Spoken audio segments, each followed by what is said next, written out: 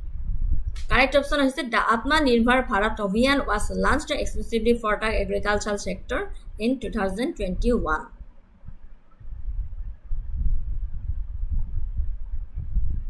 ঠিক আছে নেক্সট টপিকটোলৈ গৈছো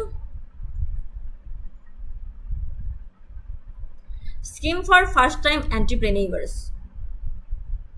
The scheme for the first time entrepreneurs was announced in the Union Budget 2025-26 presented on February 1, 2025 by Finance Minister Nirmala Sitharaman. Launch and timeline announced February 1, 2025 as part of the 2025-26 budget.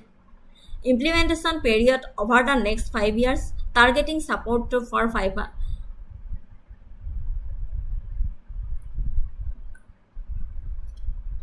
lakh beneficiaries. Targeting support for 5 lakh beneficiaries.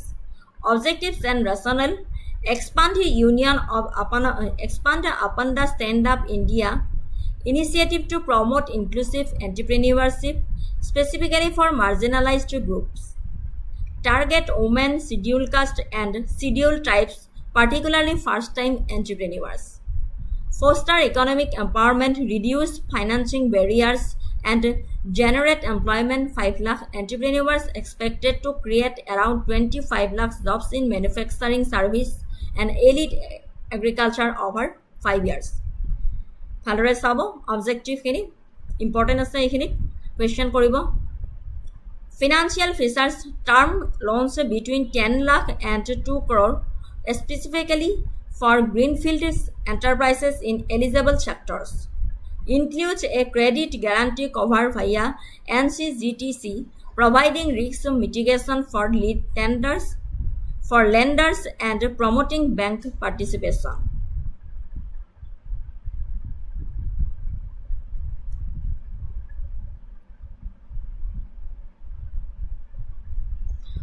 প্ৰথমবাৰৰ বাবে উদ্যোগীসকলে প্ৰায়ে ধনৰ অভাৱ অভিজ্ঞতা বা মেণ্টৰশ্বিপৰ দৰে প্ৰত্যাহ্বানৰ সন্মুখীন হ'বলগীয়া হয় তেওঁলোকৰ সহায়ৰ বাবে চৰকাৰ আৰু বিত্তীয় প্ৰতিষ্ঠানসমূহে বিশেষ এই আঁচনিখন আগবঢ়াইছে এই আঁচনিখনে নতুন ব্যৱসায়সমূহৰ বৃদ্ধিত সহায় কৰিবলৈ আৰ্থিক সাহায্য প্ৰশিক্ষণ আৰু মেণ্টৰশ্বিপ প্ৰদান কৰে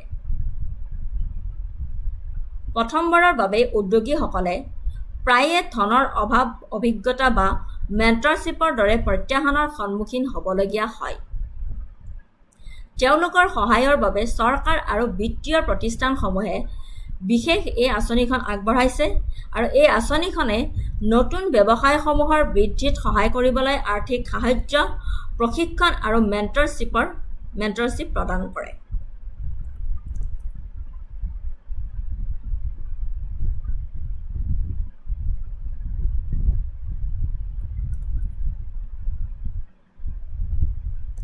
First-time entrepreneurs often face challenges like lack of funds, experience, and mentorship. The government and financial institutions offer special schemes to help them. These schemes provide financial assistance, training, and mentorship to support the growth of new business. বুজিব পাৰিছনে?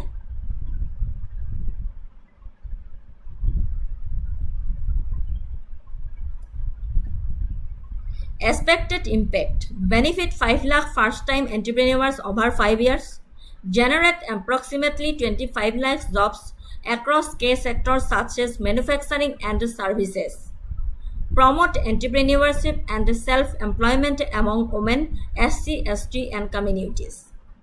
Comparison: this scheme versus Stand Up India. Stand Up India 2016 or new scheme for first-time entrepreneurs 2025-30.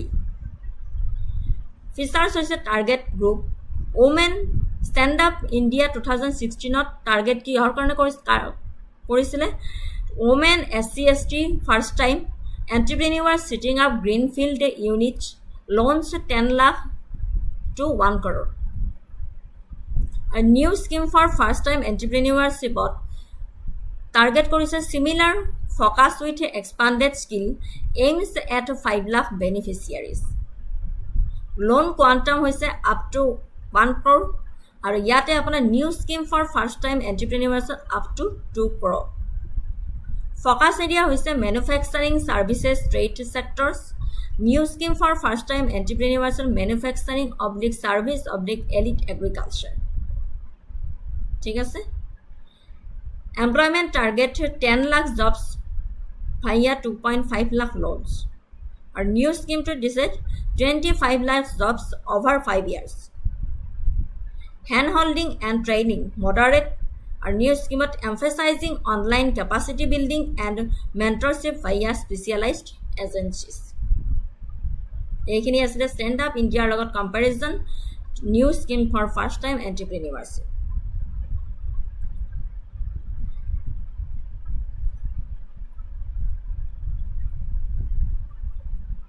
সহজ ঋণ বা ৰাজ সাহায্য ব্যৱসায় আৰম্ভ কৰিবলৈ কম সুতৰ বা জামিনমুক্ত ঋণ কিছুমান আঁচনিত ৰাজ সাহায্য আংশিক অনুদান যিবোৰ ঘূৰাই দিব নালাগে কিছুমান আঁচনিত ৰাজ সাহায্য প্ৰদান কৰে দক্ষতা উন্নয়ন আৰু প্ৰশিক্ষণ উদ্যোগীসকলক ব্যৱসায়িক পৰিকল্পনা বিপণন বিত্ত আদিৰ প্ৰশিক্ষণ দিয়া কাৰ্যসূচী মেণ্টৰশ্বিপ সহায় নতুন উদ্যোগীসকলক পথ প্ৰদৰ্শন কৰা বিশেষজ্ঞৰ প্ৰৱেশ মাৰ্কেট এক্সেছ আৰু নেটৱৰ্কিং গ্ৰাহক যোগানকাৰী বা আনকি আন্তঃৰাষ্ট্ৰীয় বজাৰ বিচাৰি উলিওৱাত সহায় কৰা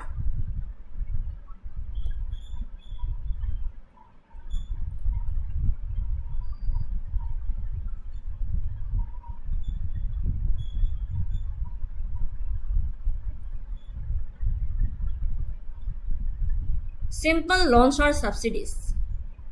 Low interest or collateral free loans to start a business. Provide subsidies, partial grants that do not have to be repaid in some schemes.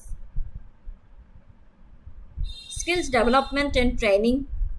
Programs that train entrepreneurs in business planning, marketing, finance, and so on. Mentorship help. Access to experts that guide new entrepreneurs. Market access and new networking. Help find customers, suppliers, or even international markets. মানে simple loans and subsidies এই স্কিমটো দিয়া হৈছে তো ব্যৱসায় আৰম্ভ কৰিবলৈ কম সুতৰ বা জামিনমুক্ত ঋণ no interest or collateral free loans to start a business Provide subsidies in some schemes, দক্ষতা উন্নয়ন আৰু প্ৰশিক্ষণ, mentorship সহায়।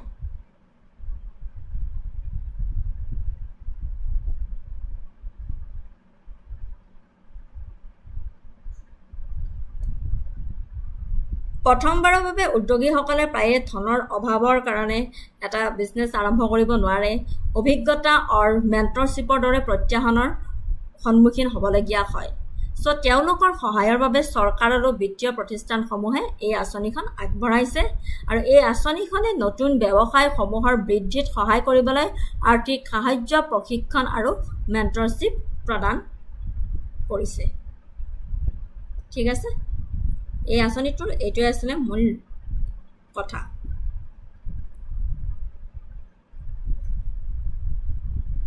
এতিয়া ইয়াৰ ওপৰত এটা কোৱেশ্চন আনিলো The scheme for first-time entrepreneurs aims to provide financial support to which of the following groups?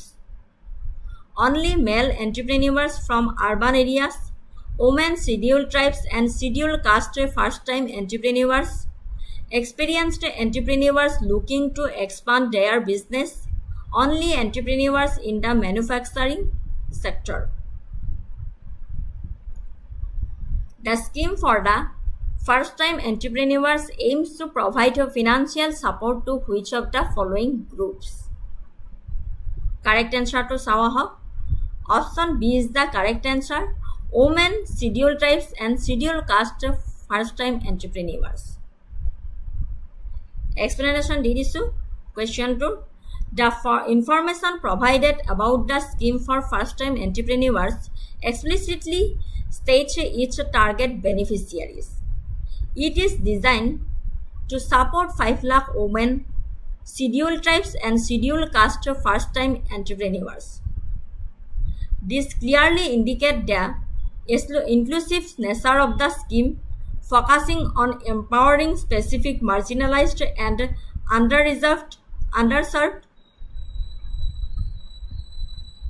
underserved sections of society to venture into entrepreneurship. The scheme for the first time entrepreneurs aims to provide financial support to which of the following groups? Women, scheduled tribes, scheduled caste, first time entrepreneurs. ঠিক আছে, correct option B. Next টপিকটোলৈ গৈছোঁ, Saksham anganwadi and পোষণ 2.0 program enhanced.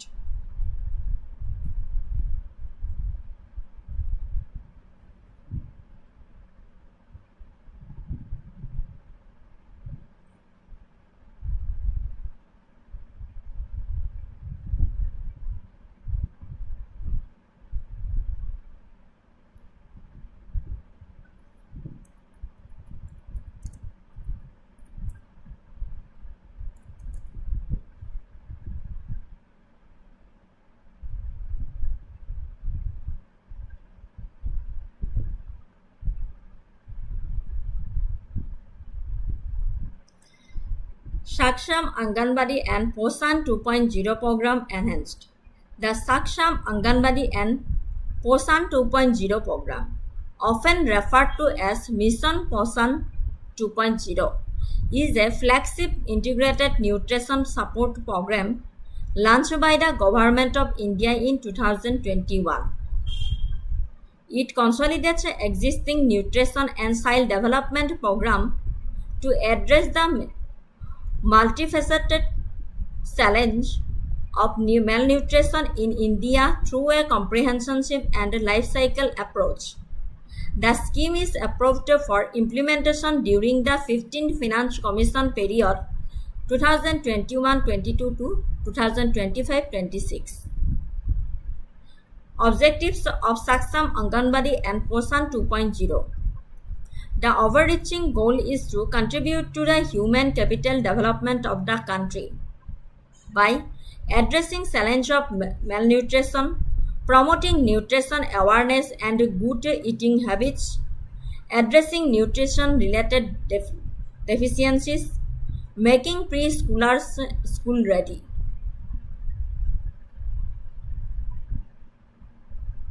Poshan 2.0 মনত আছেনে আপোনালোকৰ? এইটো কি হয় স্কিমটো?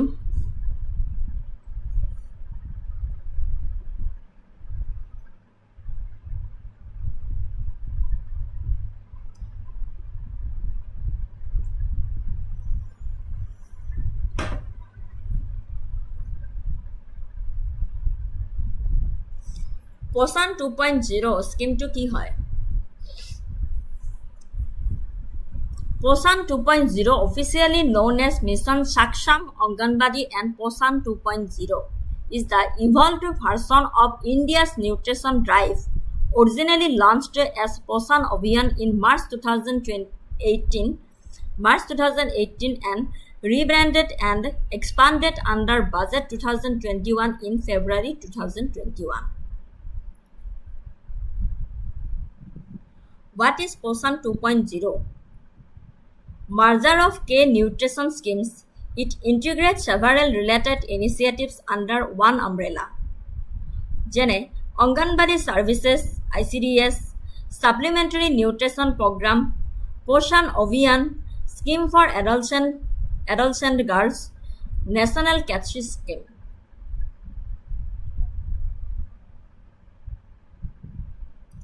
Budget allocation asile in financial year 2021 or 22, 20,105 crore was allocated specifically to Saksham Anganwadi and Poshan 2.0 out of 24,435 crore for the broader Women and Child Development Ministry. বুজিব পাৰিছানে? ইয়াৰে কে ফিচাৰ্ছবোৰ হৈছে tech-enabled monitoring, empowered workforce, Saksam Anganwadis and early learning, both of accountability and convergence,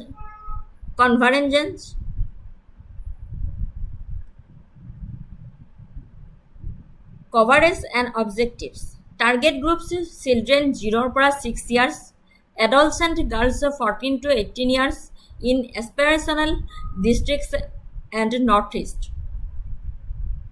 Pregnant and lactating mothers. Scale hoise as of early 2023, the Poshan tracker registered around 10 crore beneficiaries. Nutrition goal hoise annual targets include reducing stunting and undernutrition by 2%, anemia by 3%, low birth weight by 2%.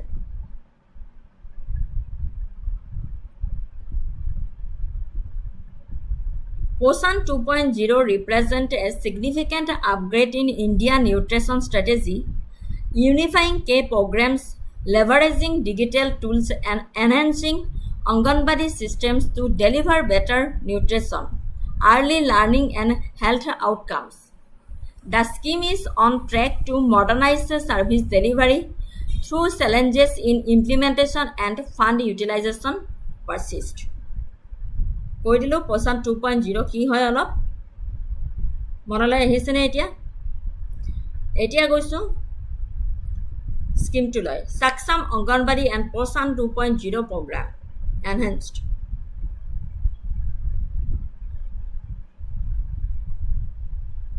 মহিলা আৰু শিশুৰ পুষ্টি আৰু স্বাস্থ্যৰ উন্নতি সাধনৰ বাবে ভাৰতত আৰম্ভ কৰা এইটো এটা চৰকাৰী কাৰ্যসূচী ইয়াৰে মূল উদ্দেশ্য আছিলে অলপতে কৈ দিলোঁ মই উন্নত পুষ্টি শিশু 0 পৰা 6 বছৰ 0 পৰা 6 ইয়াৰ্ছলৈকে কিশোৰী আৰু গৰ্ভৱতী বা স্তনপান কৰা মহিলাসকলে সঠিক খাদ্য আৰু পুষ্টিকৰ উপাদান পোৱাটো নিশ্চিতকৰণ কৰা স্বাস্থ্যসন্মত বৃদ্ধি শিশুক জীৱনৰ প্ৰথম বছৰটোত ভালদৰে বৃদ্ধি আৰু সুস্থ হৈ থাকিবলৈ সহায় কৰা শক্তিশালী অংগনবাদী কেন্দ্ৰসমূহ সৰু সৰু স্থানীয় শিশু যত্ন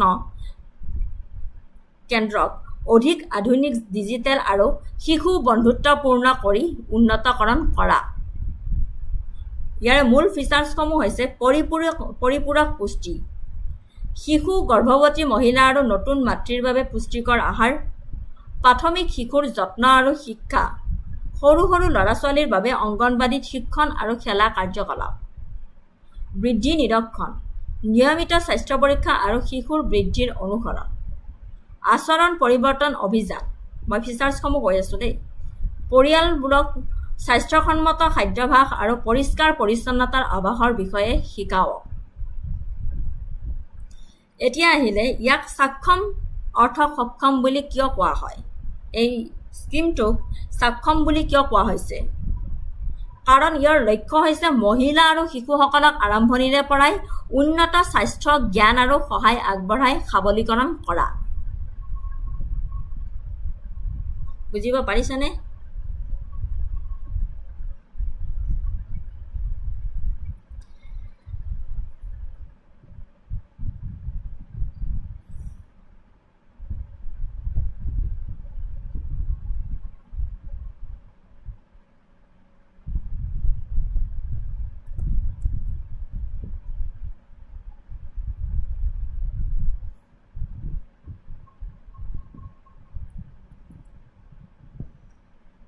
Sakhamor main objective hoise better nutrition makes your children 0 to 6 years or pora hobo lagibo bhitorot hobo lagibo adolescent and pregnant or breastfeeding women get the right food and nutrition healthy growth help your baby grow well and stay healthy in the first years of life stronger Anganwadi improve Anganwadi centers, small local child care centers by making them more modern, digital and child-friendly. Egita is a Sakhamor mul objectives.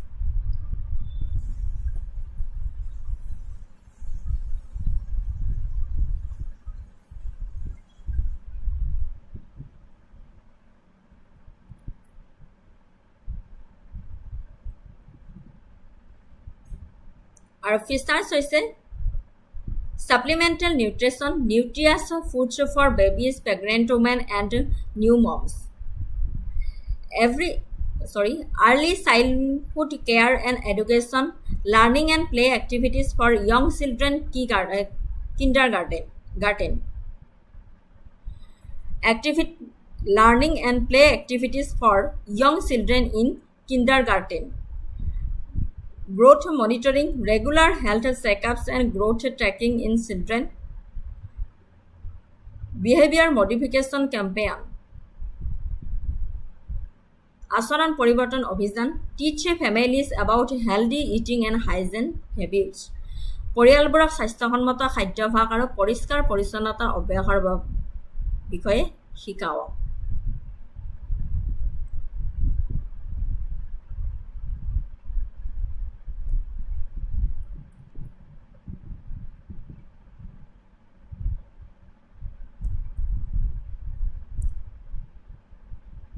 Why it is called enabled meaning?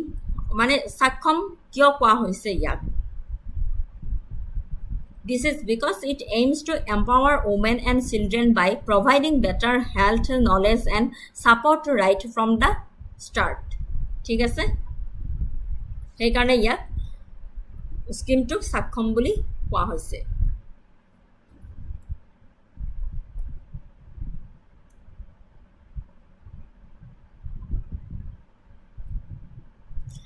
ইয়াৰ ওপৰত এটা question আনিছিলো। What is the primary motive public objective of the Assam Anganwadi and Poshan 2.0 program? To provide financial aid to families below the poverty line. To focus exclusively on educational programs for adolescent girls in all regions. To establish new Anganwadi centers across urban areas. To improve health and nutritional outcomes for children, pregnant women and lactating mothers and adolescent girls. Objective to কি হয় আমি মাত্ৰ পঢ়িলো। So ক'ব পাৰিব লাগে আপোনালোকে যে primary objective of Assam Anganwadi and Poshan 2.0 program. Enhanced তাৰে Poshan 2.0 এই স্কিমটোৰ সৈতে এইটো লগ লগাই দি কেনে অকমান বৰ্ধিত মানে বঢ়াই দিছে Assam Anganwadi। ইয়াৰে কাৰেক্ট এনসাৰটো হ'ল option D, to improve health and nutritional outcomes for children, pregnant women and lactating mothers and adolescent girls. Option D is the correct answer. The main objectives clearly state that improving health and nutritional outcomes for specific vulnerable groups. ঠিক আছে, important হয় এইবাৰৰ স্কিমকেইটা পঢ়ি চাব। মই গোটেইখিনি দি দিছোঁ।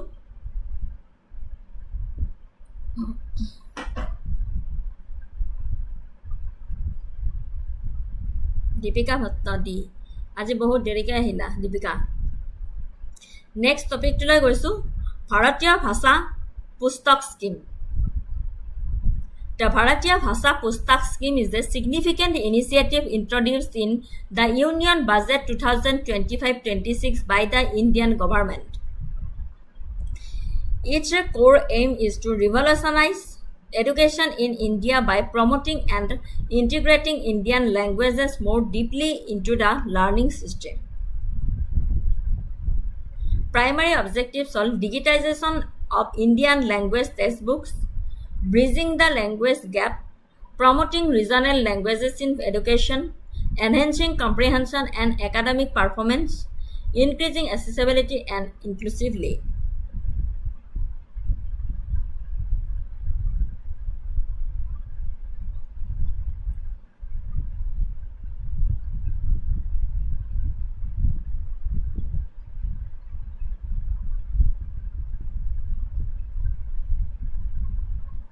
Key features and provisions: digital delivery, collaboration with Asmita initiative, scope of subject, free or subsidized access, artificial intelligence based tools.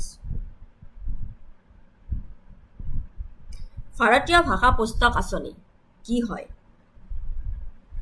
ভাৰতীয় ভাষা পুস্তক আঁচনিৰ লক্ষ্য হৈছে ভাৰতীয় ভাষা যেনে হিন্দী, তামিল, বাংলা, মাৰাঠী, কানাডা ইত্যাদিত উচ্চমানৰ পাঠ্যপুথি আৰু অধ্যয়ন সামগ্ৰী সৃষ্টি আৰু প্ৰদান কৰা। কিয় গুৰুত্বপূৰ্ণ হয়? বহু ছাত্ৰ ছাত্ৰীয়ে মাতৃভাষাত ভালকৈ শিকে আৰু এই আঁচনিৰ জৰিয়তে ছাত্ৰ ছাত্ৰীসকলে জটিল বিষয়সমূহ যেনে বিজ্ঞান, গণিত আৰু ইতিহাস তেওঁলোকে আটাইতকৈ আৰামদায়ক ভাষাত বুজিবলৈ সহায় কৰে। কাৰ উপকাৰ হয়? স্কুল আৰু কলেজৰ ছাত্ৰ ছাত্ৰীসকলৰ। ভাৰতীয় ভাষাৰ গ্ৰন্থৰ ওপৰত কাম কৰা লেখক আৰু অনুবাদক শিক্ষকসকল হয় আৰু এই আঁচনিখনৰ লক্ষ্য হৈছে ভাৰতীয় ভাষাত অধিক গ্ৰন্থ উপলব্ধ কৰা, যেনে ইংৰাজী আৰু অন্য ভাষাৰ পৰা উত্তম গ্ৰন্থৰ অনুবাদক উৎসাহিত কৰা, ভাৰতীয় ভাষাত বিষয়বস্তু প্ৰস্তুত কৰা লেখক প্ৰশাসকসকলক সহায় কৰা, শিক্ষাৰ ক্ষেত্ৰত ভাৰতীয় ভাষাৰ ব্যৱহাৰক প্ৰসাৰ কৰা। আঁচনিখন কোনে চলায়? ভাৰত চৰকাৰৰ শিক্ষা মন্ত্ৰালয়ৰ অধীনত ভাৰতীয় ভাষা সমিতিৰ দ্বাৰা পৰিচালিত। বুজিব পাৰিছেনে? ভাৰতীয় ভাষা পুস্তক আঁচনিৰ লক্ষ্য হৈছে যে ভাৰতীয় ভাষা যেনে হিন্দী, তামিল, বাংলা, মাৰাঠী, কানাডা ইত্যাদিত উচ্চমানৰ পাঠ্যপুথি আৰু অধ্যয়ন সামগ্ৰীৰ সৃষ্টি আৰু প্ৰদান কৰা। আৰু এই ভাৰতীয় ভাষা পুস্তক আঁচনিটো কিয় গুৰুত্বপূৰ্ণ হয়? বহু ছাত্ৰ ছাত্ৰীয়ে মাতৃভাষাত ভালকৈ শিকে, লিখেও। এই আঁচনিৰ জৰিয়তে ছাত্ৰ ছাত্ৰীসকলে জটিল বিষয়সমূহ যেনে বিজ্ঞান, গণিত আৰু ইতিহাস তেওঁলোকে আটাইতকৈ আৰামদায়ক ভাষাত বুজিবলৈ সহায় কৰে। সকলোৱে আমি নিজৰ মাতৃভাষাত বেছি ভাল পাওঁ আৰু আমাৰ বুজিবলৈ আমাক সহায় কৰে। স্কুল আৰু কলেজৰ ছাত্ৰ ছাত্ৰীসকলৰ বাবে উপকাৰ হয়।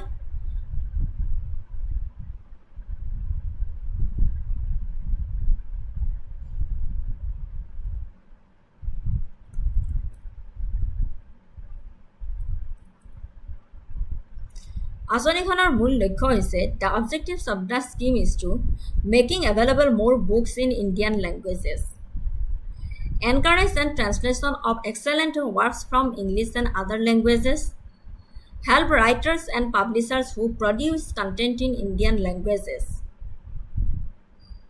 to promote the use of Indian language in education. এই আঁচনিখনৰ মূল লক্ষ্য।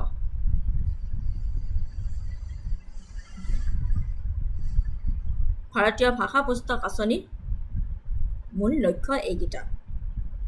বুজিব পাৰিছে? আৰু এই আঁচনিখন কোনে চলায়? ভাৰত চৰকাৰৰ শিক্ষা মন্ত্ৰালয়ৰ অধীনত ভাৰতীয় ভাষা সমিতিৰ দ্বাৰা পৰিচালিত।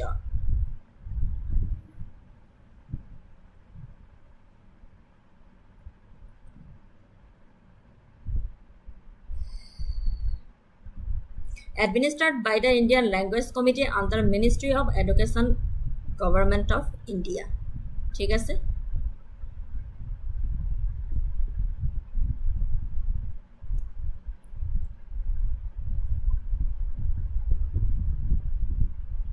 ইম্পেক্ট, সিগনিফিকেন্স, ফিচাৰ্ছ মই গোটেইখিনি ইয়াতে দি দিছোঁ। আপোনালোকে মানে স্কিমটোত যিখিনি জানিবলগীয়া কথা আছে গোটেইখিনি দিয়া হৈছে, আপোনালোকে পঢ়ি চালে বুজি পাব।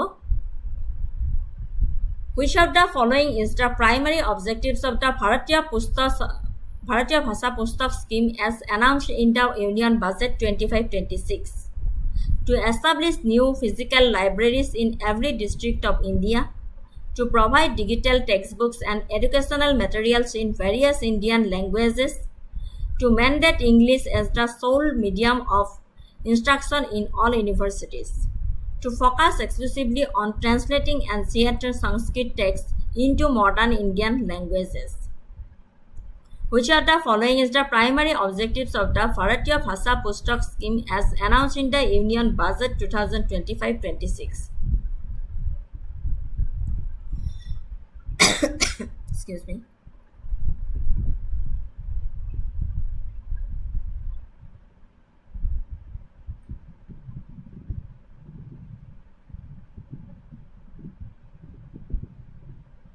So, শুদ্ধ উত্তৰটো পলম নকৰি চাওঁ আহক আমি। To provide digital textbook and educational materials in various Indian languages. Option B is the correct answer. to provide digital textbooks and educational materials in various Indian languages. Explanation.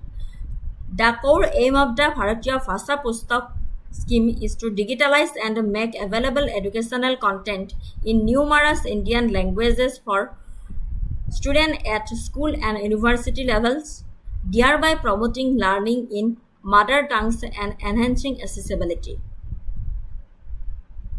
So, option B is the correct answer, to provide digital textbook and educational materials in various Indian languages.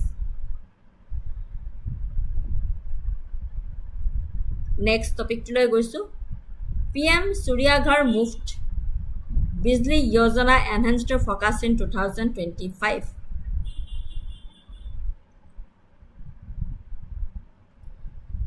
The PM Surya Ghar Muft Bijli Yojana, PM Surya Ghar Free Electricity Scheme, is a significant initiative by the Government of India launched by Prime Minister Narendra Modi on February 15, 2024.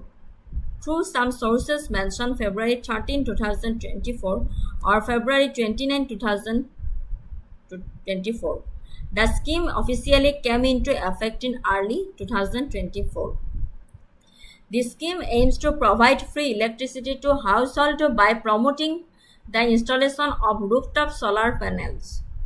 It has an outlay of Rs 75,021 crore and is said to be implemented until financial year 2026-27. Objectives and vision: free electricity, reduce electricity cost, energy self-sufficiency, promoting of renewable energy, reduced carbon emissions.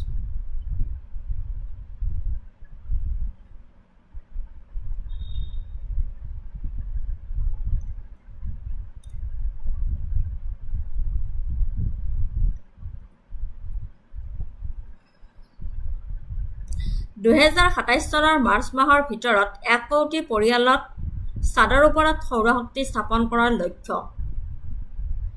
Budget আৰু বিনামূলীয়া ক্ষমতা 75,021 crore আবণ্টন দিয়া হৈছে। ৩০০ ইউনিটলৈকে বিনামূলীয়াকৈ বিদ্যুৎ মাহ প্ৰদান কৰে। ইয়াৰ কাম হ'ল ৰাজসাহায্যৰ গাঁথনি, ৩ কিলোৱাট পৰ্যন্ত ছাদৰ ব্যৱস্থা। ৰাজসাহায্য হ'ল 1 কিলোৱাট 30,000, 2 কিলোৱাট 60,000, 3 কিলোৱাট 78,000। ৰূপায়ণৰ আৰ্হি হ'ল ৰেস্কো মডেল। তৃতীয় পক্ষই ব্যৱস্থা প্ৰণালী ইনষ্টল কৰে, আপুনি কেৱল ব্যৱহৃত সৌৰ এককৰ বাবেহে ধন দিবলগীয়া হয়। তৃতীয় পক্ষই ব্যৱস্থা প্ৰণালী ইনষ্টল কৰে আৰু আপুনি কেৱল ব্যৱহৃত সৌৰ এককৰ বাবেহে ধন দিবলগীয়া হয়। সঁজুলি নেতৃত্বাধীন সংগ্ৰহ: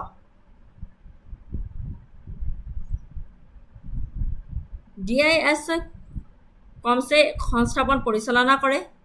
পেমেণ্ট নিৰাপত্তা পুঁজি: ব্যক্তিগত খেলুৱৈৰ বিনিয়োগৰ বিপদ হ্ৰাস কৰিবলৈ Rs 100 কোটি পুঁজি। আৰু কোনে আবেদন কৰিব পাৰে? যোগ্যতা হ'ব লাগিব, ভাৰতীয় নাগৰিক হ'ব লাগিব, ছাদৰ মালিক আৰু বৈধ বিদ্যুৎ সংযোগ থকা, আগতে সৌৰ ৰাজসাহায্য পোৱা নাছিল নিশ্চয় কৰিব লাগিব, সম্প্ৰদায় আৰু পৰিৱেশগত সুবিধা হ'ব।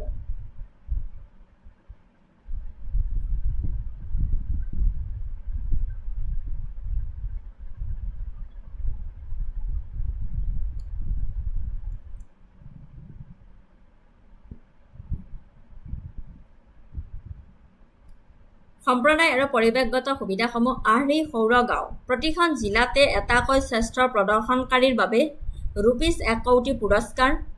জলবায়ুৰ প্ৰভাৱ: আৱাসিক সৌৰশক্তিৰ 30 GW যোগ কৰে আৰু ব্যৱস্থাৰ জীৱনকালত 720 মিলিয়ন টন কাৰ্বন ডাই অক্সাইড কৰ্তন কৰে।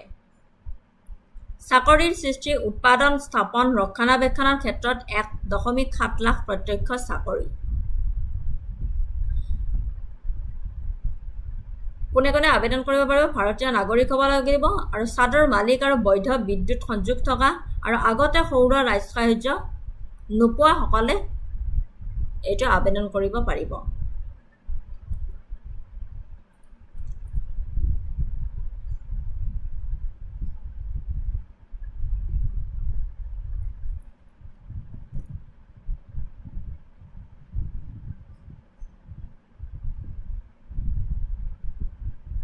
Community and ecological benefits.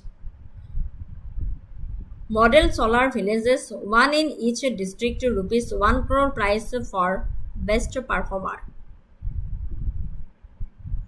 Climate impact at 30 GW of residential solar cuts 720 million tons of carbon dioxide over system lifetime.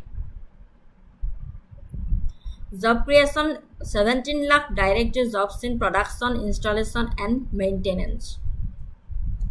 চাকৰিৰ সৃষ্টি উৎপাদন স্থাপন ৰক্ষণাবেক্ষণৰ ক্ষেত্ৰত 1.7 লাখ প্ৰত্যক্ষ চাকৰি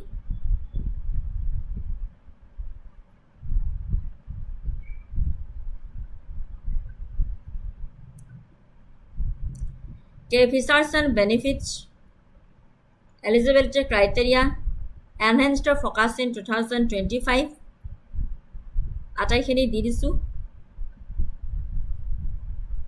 পঢ়ি চালে আপোনালোকে বুজি পাব এতিয়া ইয়াৰ পৰা এটা কোৱেশ্চন আনিছিলো what is the maximum subsidy amount a household can receive for a rooftop solar system under the PM Surya Ghar Mufti Bijli Yojana for systems of 3 kilowatt and above What is the maximum subsidy amount a household can receive for a rooftop solar system under the PM Surya Ghar Mufti Bijli Yojana for systems of 3 kilowatt and above?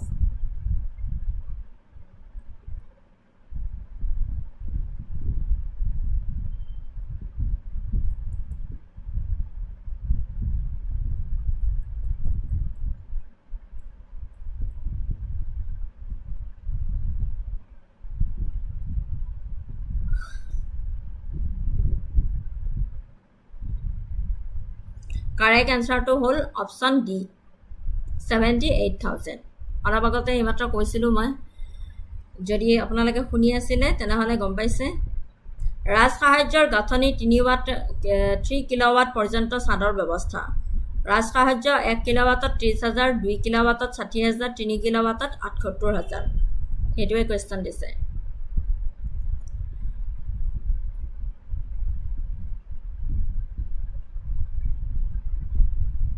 The scheme caps the total subsidy for rupees 3 kilowatt and above at rupees 78,000 combining rupees 30,000 kilowatt for the first 2 kilowatt and rupees 18,000 kilowatt for the additional capacity up to 3 kilowatt.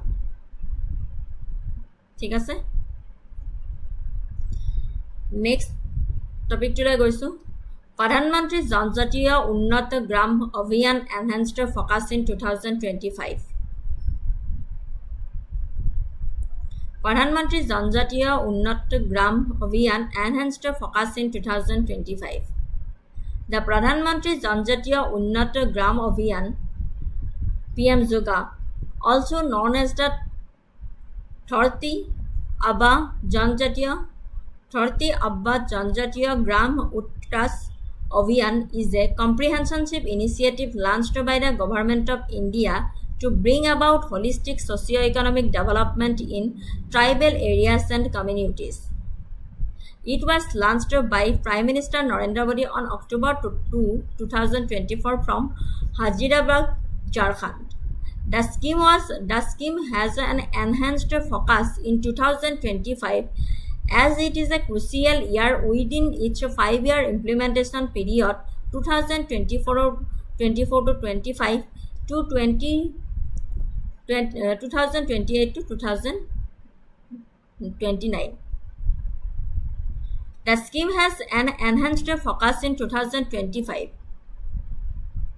ঠিক আছে launch কৰিছিলে Modi government October 2 2024 এটো মনত ৰাখিব কিন্তু the scheme has an enhanced focus in 2025 5-year implementation period 2024-25 to 2028-2029 Yare vision and objectives hoise to achieve comprehensive development of tribal areas and communities by addressing critical gaps in infrastructure, healthcare, education and livelihoods.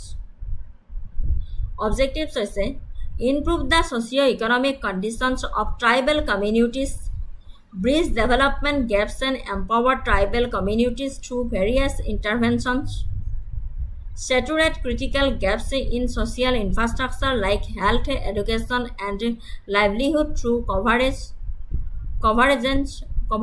of various Government of India schemes, promote culturally relevant education and community engagement, ensure comprehensive development for underserved tribal regions, coverage and beneficiaries. Target areas কি কৈছে the অভিযান focuses on tribal majority villages and specifically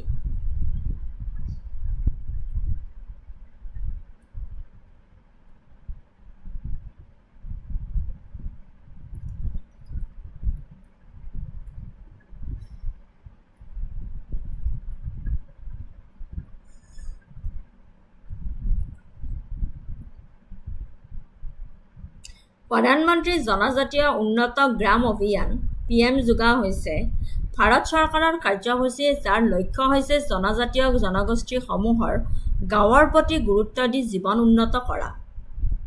PM yoga কি? প্ৰধানমন্ত্ৰী জনজাতীয় উন্নত গ্ৰাম অভিযানটো কি হয়? শিক্ষা, স্বাস্থ্য, পথ, বিদ্যুৎ, ইণ্টাৰনেট আদি মৌলিক সেৱাৰ উন্নতি সাধন কৰি জনজাতীয় গাঁওসমূহৰ উন্নয়নৰ বাবে ভাৰত চৰকাৰে আৰম্ভ কৰা এক পদক্ষেপ। বুজি পাইছেনে? বুজিব পাৰিছেনে?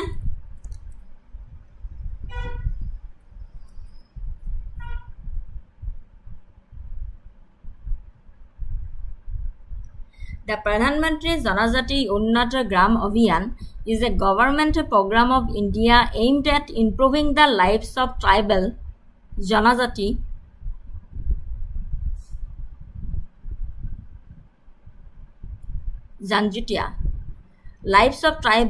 Janjatia communities by focusing on villages. PM Juga, it is an initiative launched by the Government of India for the development of tribal villages by improving basic services such as education, health, roads, electricity and internet. ঠিক আছে? ভাৰত চৰকাৰী কাৰ্যসূচী যাৰ লক্ষ্য হৈছে জনজাতীয় জনগোষ্ঠীসমূহৰ গাঁৱৰ প্ৰতি গুৰুত্ব দি জীৱন উন্নত কৰা।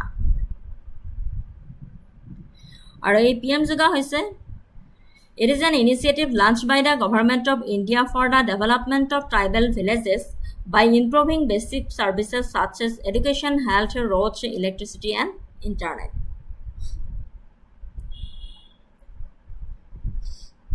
লক্ষ্য গাঁওসমূহ অনুসূচিত জনজাতি জনসংখ্যাৰ শতকৰা হাৰ বেছি থকা জনজাতীয় গাঁওসমূহৰ ওপৰত এই কাৰ্যসূচীত গুৰুত্ব আৰোপ কৰা হয়।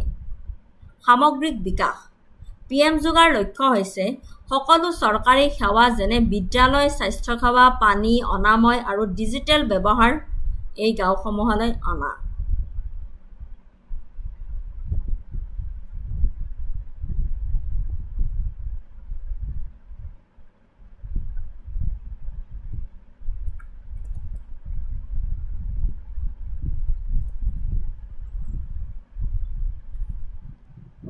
ইমান গৰম ন বাপৰে। লক্ষ্য গাঁওসমূহ হৈছে target villages The program focuses on tribal villages with a high percentage of scheduled tribe population. Holistic development PM Juga aims to bring all government services such as schools, healthcare, water, sanitation, and digital access to these villages.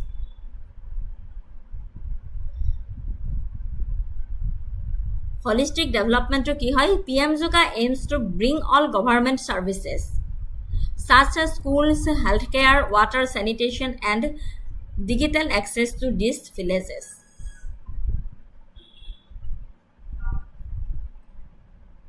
2025 চনৰ বৰ্ধিত focus 2025 চনত চৰকাৰে নিজৰ প্ৰচেষ্টা বৃদ্ধি কৰিছে, অধিক ধন আৰু দ্ৰুত কাৰ্যকৰীকৰণ কৰিছে, অগ্ৰগতিৰ উন্নত পৰ্যবেক্ষণ, স্থানীয় জনজাতীয় নেতা আৰু যুৱক যুৱতীক জড়িত কৰা, লক্ষ্য হৈছে অসমতা হ্ৰাস কৰি সৰ্বাংগীন উন্নয়ন নিশ্চিতকৰণ কৰা যাতে জনজাতীয় জনগোষ্ঠীসমূহ পিছ পৰি নাথাকে। বুজিছেনে?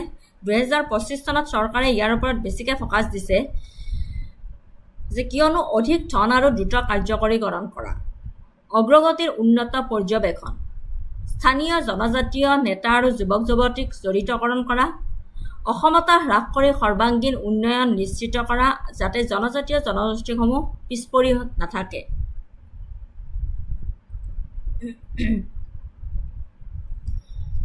ক্ষমতাশীল আৰু ইয়াৰ পৰা আশা কৰিব পৰা গৈছে যে ক্ষমতাশালী জনজাতীয় অঞ্চলসমূহত নিম্নোক্ত বিষয়সমূহৰ সুবিধা আছে: গুণগত শিক্ষা, স্বাস্থ্যসেৱাৰ সুবিধা, কাম আৰু দক্ষতা প্ৰশিক্ষণ, পানী আৰু বিদ্যুৎ পৰিষ্কাৰ কৰা।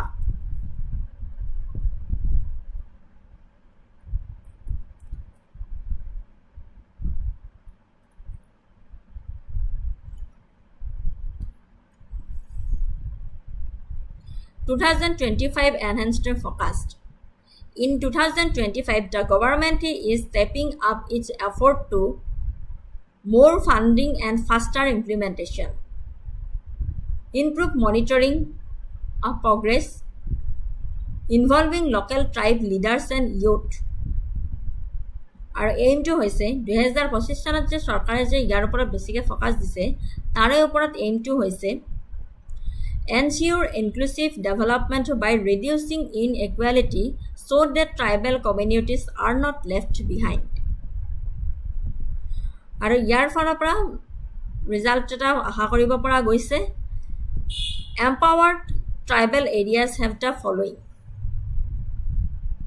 qualitative education, healthcare facilities, work and skill trainings, clean water and electricity.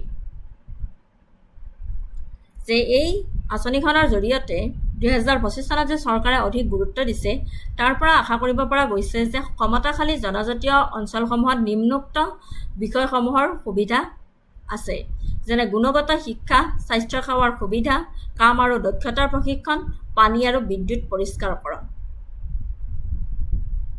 ঠিক আছে?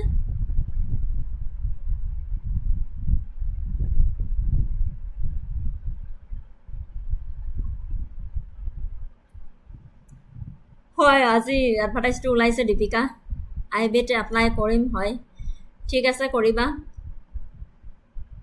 ঠিক আছে কৰিবা। যি এডভাৰটাইজ ওলাইছে চবে যাৰ কোৱালিফিকেশ্যন মিলে তেনেকৈ এপ্লাই কৰি যাওক, বহি নাথাকিব, খালি সফলতা এদিন হ'লেও আহিবই। ইয়াতে intervention and components infrastructure development, মই স্কিমটোত যিমানখিনি জানিব লগা আছে গোটেইখিনি দি দিছোঁ, আপোনালোকে পঢ়ি চাব। মই খালি অকণমান থুলমূলভাৱে বুজাই গৈছোঁ, কাৰণ শ্লাইডৰ মতে গ'লে আপোনালোকৰ বুজি পোৱাত অকণমান অসুবিধা হ'ব পাৰে।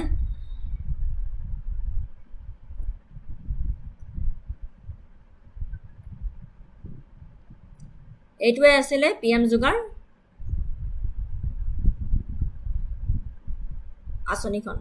আঁচনিখনৰ মূল কথাখিনি। প্ৰধানমন্ত্ৰী জনজাতীয় উন্নত গ্ৰাম অভিযান হৈছে ভাৰতৰ চৰকাৰৰ চৰকাৰী কাৰ্যসূচী যাৰ লক্ষ্য হৈছে জনজাতীয় জনগোষ্ঠীসমূহৰ গাঁৱৰ প্ৰতি গুৰুত্ব দি জীৱন উন্নত কৰা। ঠিক আছে?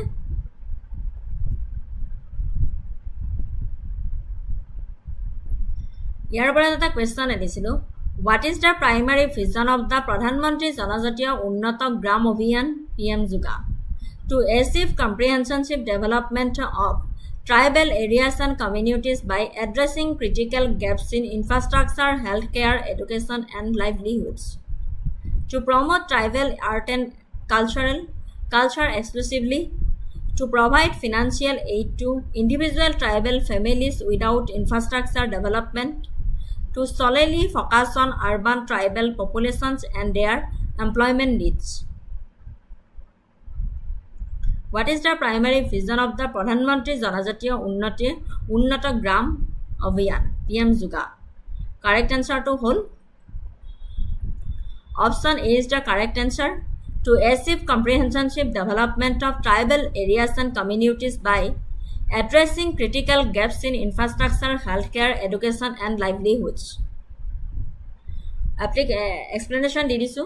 This option accurately reflects the broad and inclusive nature of a government initiative like the Pradhan Mantri Janajatiya Unnata Gram Abhiyan. Such programs are typically designed for holistic development aiming to improve the overall quality of life and opportunities for tribal populations by tackling fundamental issues. Deepika A. Tackling fundamental issues across various sectors.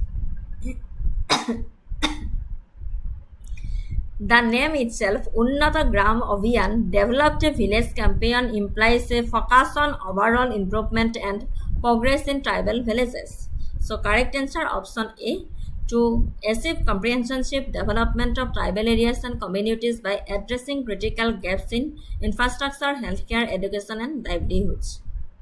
ঠিক আছে, next টপিকটোলৈ গৈছোঁ, rural prosperity and resilience programme.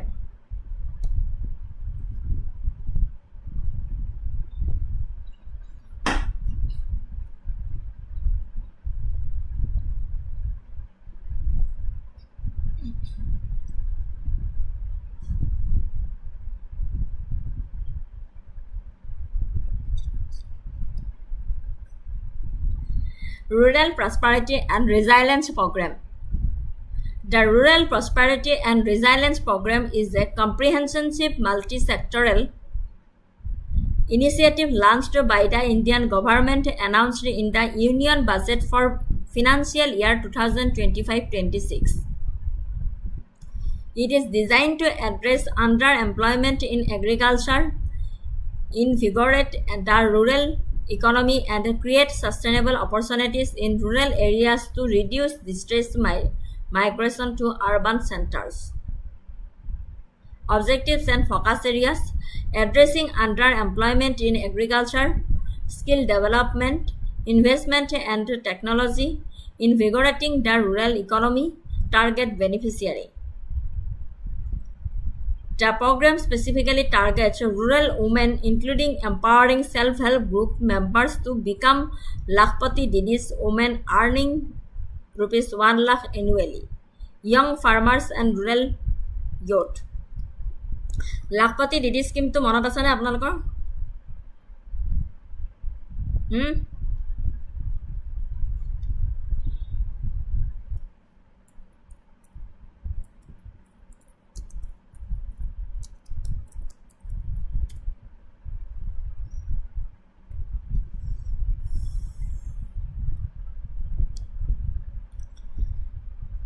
Lakhpati Didi scheme to introduced around to mid 2023.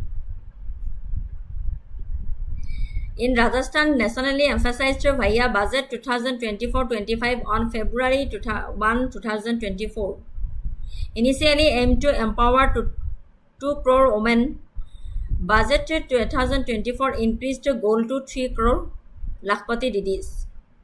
Lakhpati Didi scheme is a national initiative under the Ministry of Rural Development's DNRLM, Deen Dayal Antyodaya Yojana, National Rural Livelihood Missions. It is not a separate program, but rather the result of empowering self-help group members who achieve an annual household income of over rupees 1 lakh. More than 1 crore women already reached the Lakhpati Didi status. States like Odisha, Uttar Pradesh and Assam have reported strong progress. Odisha 17 lakh Lakhpati Didis, expanding loans up to 10 lakh. Uttar Pradesh over 17.09 lakh women are recognized, wide-ranging support services mobilized. Assam aiming to empower 30 lakh self-help group women by granting rupees 10,000 each as seed capital starting April 2025.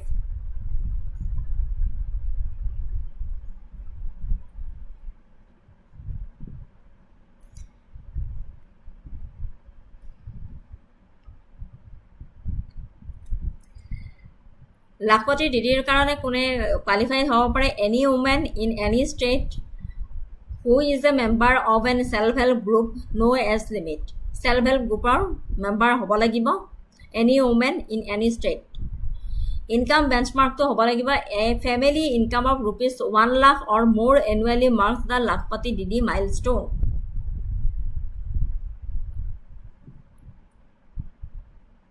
Etu kihor karone important asile. It's woman centric empowerment focusing on income generation and entrepreneurship.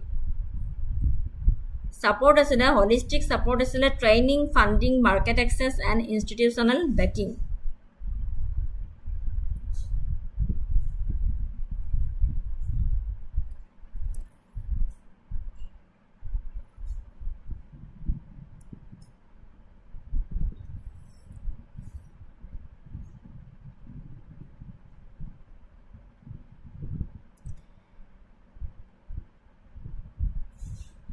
Beneficiaries Lakhpati Didir দেখি কেনে Lakhpati Didir বিষয়ে অলপ কৈয়ে দিলো এতিয়া আকৌ back কৰিছো এই স্কিমটো লৈ Rural Prosperity and Resilience Program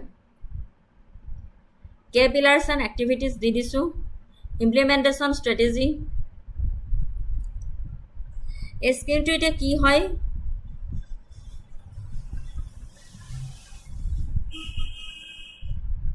গ্ৰাম্য সমৃদ্ধি আৰু স্থিতিস্থাপকতা কাৰ্যসূচী গ্ৰাম্য অঞ্চলৰ লোকসকলৰ জীৱন উন্নত কৰাৰ লক্ষ্যৰে এক উন্নয়নমূলক পদক্ষেপ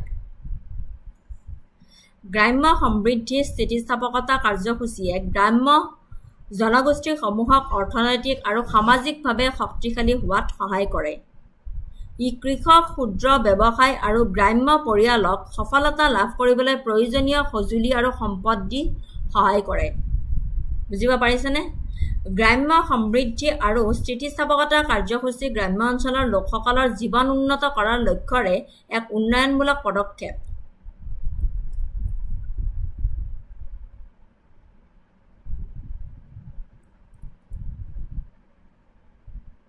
The Rural Prosperity and Resilience Program is a development initiative that aims to improve the lives of people in rural areas. ঠিক আছে The Rural Prosperity and Resilience Program helps rural communities become economically and socially stronger. It helps farmers, small business and rural households by giving them the tools and resources they need to succeed.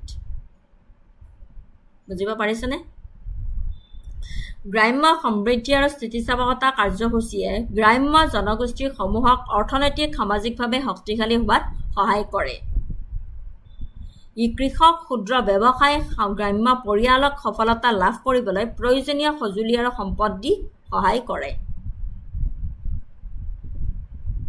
The Rural Prosperity and Resilience Program is a development initiative that aims to improve the lives of people of rural areas. বুজি পাইছে ইয়াৰ এতিয়া objective হৈছে লক্ষ্য হৈছে সমৃদ্ধি গ্ৰাম্য অঞ্চলৰ মানুহক উন্নত চাকৰি খেতি ব্যৱসায়ৰ জৰিয়তে অধিক ধন উপাৰ্জন কৰাত সহায় কৰক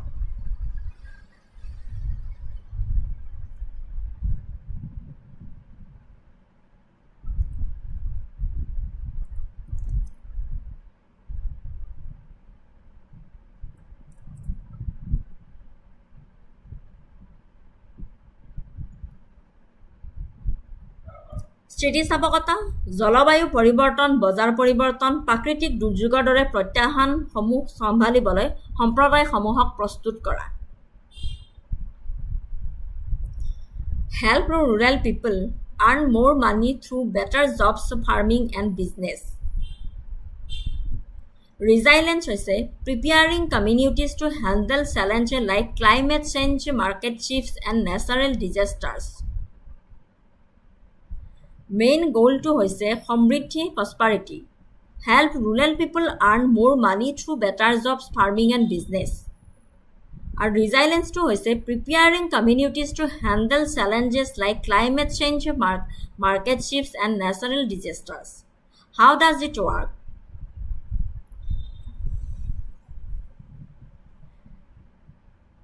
training for farmers and entrepreneurs কৃষক আৰু উদ্যোগীৰ বাবে প্ৰশিক্ষণ Access to finance, example small loan and grant. বিত্তৰ সুবিধা দিয়া যেনে সৰু ঋণ বা অনুদান improve infrastructure like roads, markets and irrigation systems পথ বজাৰ জলসিঞ্চন ব্যৱস্থাৰ দৰে আন্তঃগাঁথনিৰ উন্নতকৰণ কৰা promoting sustainability such as eco-friendly agriculture and water conservation বহন ক্ষমতাক প্ৰসাৰ কৰা যেনে পৰিৱেশ অনুকূল কৃষি আৰু পানী সংৰক্ষণ ইয়াৰে এইকেইটা হৈছে মেইন গ'লছ এইটো আকৌ কিহৰ কাৰণে বেছি গুৰুত্বপূৰ্ণ হয় বুলি কোৱা হয় বহু গ্ৰাম্য অঞ্চলে দৰিদ্ৰতাৰ সন্মুখীন হয় আৰু সীমিত সুযোগৰ সন্মুখীন হ'বলগীয়া হয় সমৃদ্ধি আৰু স্থিতিস্থাপকতা গঢ়ি তোলাই কঠিন সময়তো সম্প্ৰদায়সমূহক উন্নতি কৰাত সহায় কৰে বুজিব পাৰিছানে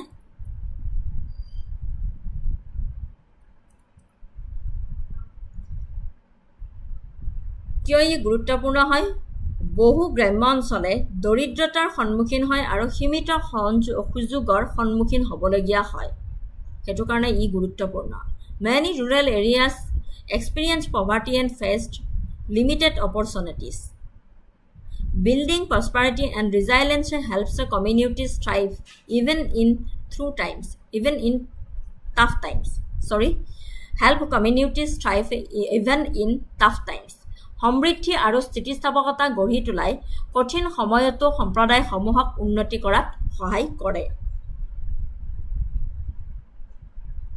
বুজিব পাৰিছে এইটোৱে আছিল আঁচনিখনৰ মূল লক্ষ্য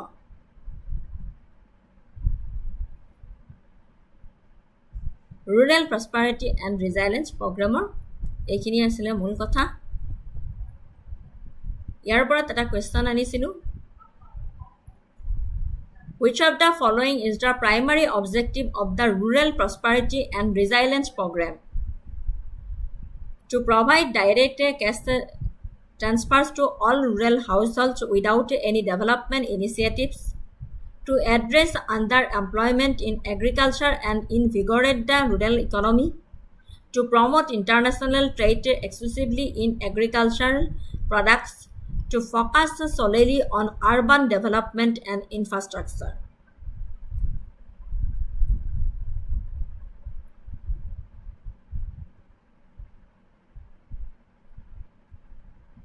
ইয়াৰ মেইন হেতু কৈ দিছো মই যে গ্ৰাম্য সমৃদ্ধি আৰু স্থিতিস্থাপকতা কাৰ্যসূচী গ্ৰামাঞ্চলৰ লোকসকলৰ জীৱন উন্নত কৰাৰ লক্ষ্যৰে এক উন্নয়নমূলক পদক্ষেপ চৰকাৰৰ আৰু ইয়াত গ্ৰাম্য সমৃদ্ধি স্থিতিস্থাপকতা কাৰ্যসূচীয়ে গ্ৰাম্য জনগোষ্ঠীসমূহক অৰ্থনৈতিক আৰু সামাজিকভাৱে শক্তিশালী হোৱাত সহায় কৰে ই কৃষক ক্ষুদ্ৰ ব্যৱসায় আৰু গ্ৰাম্য পৰিয়ালক সফলতা লাভ কৰিবলৈ প্ৰয়োজনীয় সঁজুলি আৰু সম্পদ দি কেনে সহায় কৰে সো ইয়াৰে কাৰেক্ট এনসাৰটো হৈছে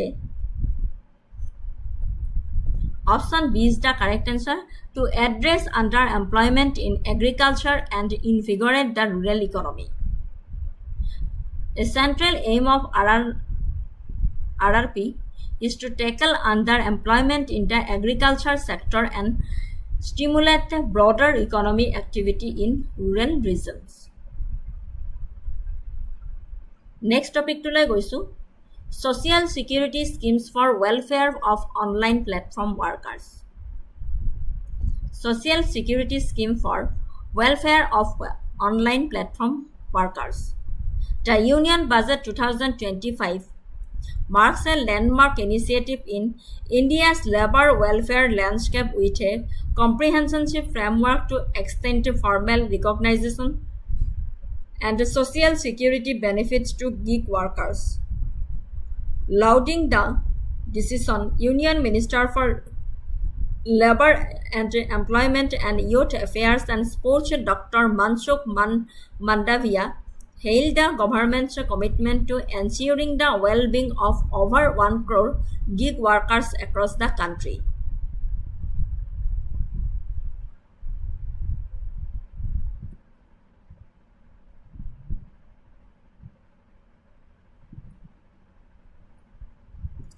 Online platform কৰ্মীৰ বাবে সামাজিক সুৰক্ষা আঁচনি হৈছে ৰাইট শ্বেয়াৰিং এপ যেনে উবেৰ অলা খাদ্য ডেলিভাৰী এপ যেনে জমেটো ছুইগি আৰু ফ্ৰিলান্স প্লেটফৰ্ম যেনে ফাইভাৰ আপৱাৰ্ক আদি ডিজিটেল প্লেটফৰ্মৰ জৰিয়তে উপাৰ্জন কৰা শ্ৰমিকসকলক সুৰক্ষা আৰু সমৰ্থন কৰাৰ এক চৰকাৰী পৰিকল্পনা বুলি আমি ক'ব পাৰোঁ।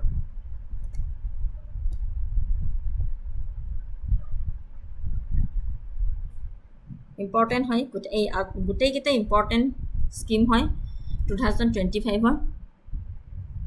বুজিলেনে? অনলাইন প্লেটফৰ্ম কৰ্মীৰ বাবে সামাজিক সুৰক্ষা আঁচনি হৈছে ৰাইড শ্বেয়াৰিং এপ যেনে উবেৰ অ'লা, খাদ্য ডেলিভাৰী এপ যেনে জমেটো ছুইগি আৰু ফ্ৰিলান্স প্লেটফৰ্ম যেনে ফাইভাৰ আপৱাৰ্ক আদি ডিজিটেল প্লেটফৰ্মৰ জৰিয়তে উপাৰ্জন কৰা শ্ৰমিকসকলক সুৰক্ষা আৰু সমৰ্থন কৰাৰ চৰকাৰী পৰিকল্পনা হয় এইটো।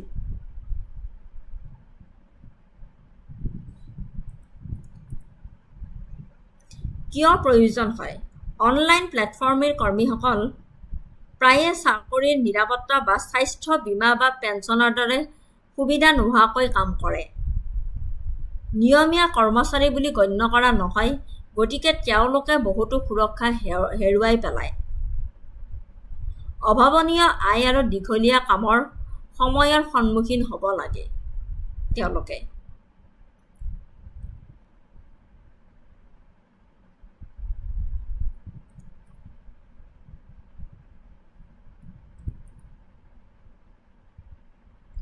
The Social Security Scheme for Online Platform Workers is a government plan to protect and support workers earning through digital platforms such as ride-sharing apps, Ola, Uber, আমি সদায় গৈয়ে থাকোঁ, ফুড ডেলিভাৰী এপছ আমি খাদ্য অৰ্ডাৰ কৰি থাকোঁ, Zomato Swiggy আৰু freelance platforms example Fiverr আপৱাৰ্ক।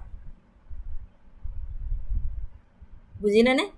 Government plan to protect and support workers earning through digital platforms.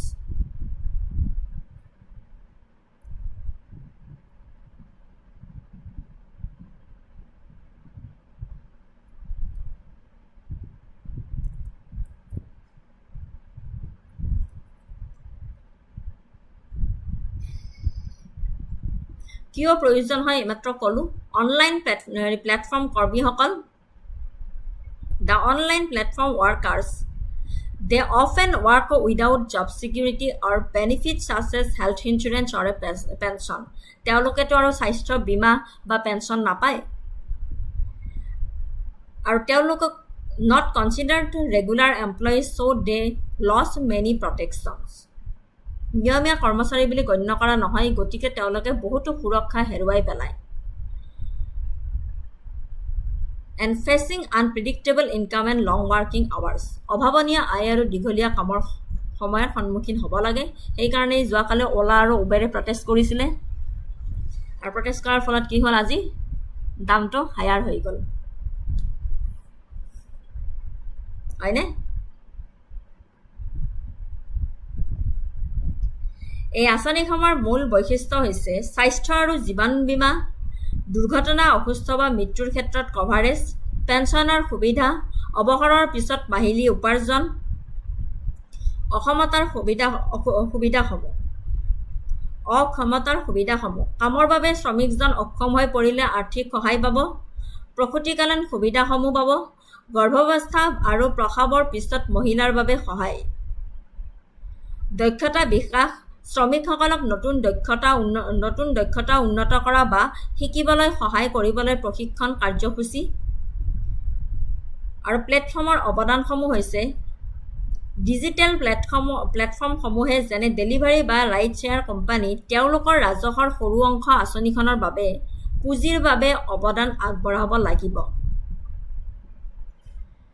Digital প্লেটফৰ্মসমূহে যেনে ডেলিভাৰী বা ৰাইড শ্বেয়াৰ কোম্পানী তেওঁলোকৰ ৰাজহৰ সৰু অংশ আঁচনিখনৰ বাবে পুঁজিৰ বাবে অৱদান আগবঢ়াব লাগিব।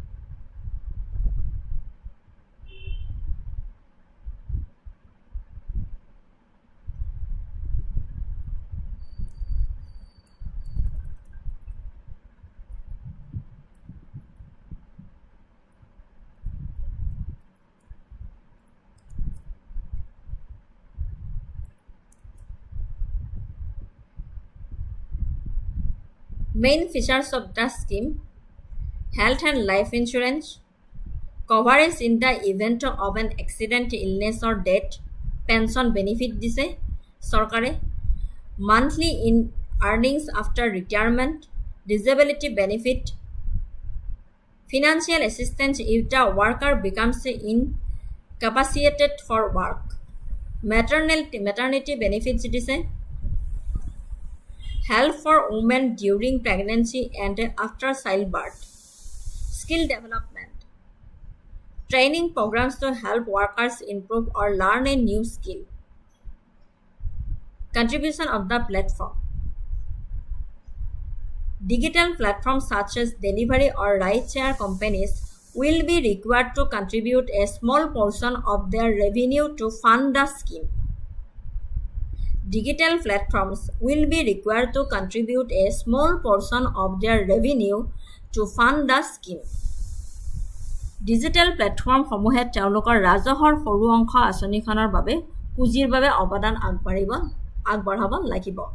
এইখিনি আছিলে স্কিমটোৰ main features: health and life insurance, coverage in the event of accident, illness and death, মনত ৰাখিব, ইম্পৰ্টেণ্ট হয়। Pension benefit, monthly earnings after retirement, disability benefit দিছে, মেটাৰ্নিটি বেনিফিট দিছে, skill development.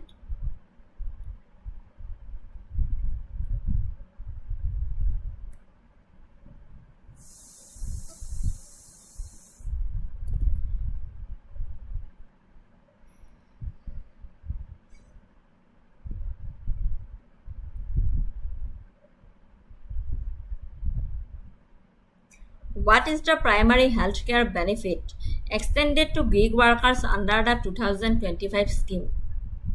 Central Government Health Scheme, National Health Mission, Employee State Insurance Schemes, এইমাত্ৰ পঢ়িলো আমি, প্ৰধানমন্ত্ৰী Jan Arogya Yojana. What is the primary healthcare benefit extended to gig workers under the 2025 schemes? Correct answer to হৈছে option D, প্ৰধানমন্ত্ৰী জন আৰোগ্য যোজনা। প্ৰধানমন্ত্ৰী জন আৰোগ্য যোজনা মনত আছে নে ক'ব লাগিব এতিয়া? প্ৰধানমন্ত্ৰী Jan Arogya Yojana, also known as Ayushman Bharat, is the specified scheme for healthcare coverage for gig workers under this initiative.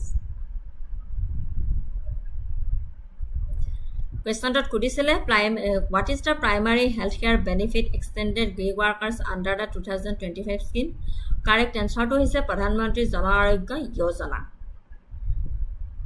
Ayushman Bharat is the specified scheme for healthcare coverage for gig workers under this initiative. Next question to আনিছিলো, the scheme aims to streamline the registration of gig workers through which national portal? Assam portal, MyGov portal, Umang app, DigiLocker. The scheme aims to streamline the registration of gig workers through which national portal? Correct answer to হৈছে Assam portal. পঢ়ি চাব, মই লিখি মোৰ describe কৰি দিছোঁ, মই স্লাইডত পঢ়ি চাব, পঢ়ি চালে বুজি পাব।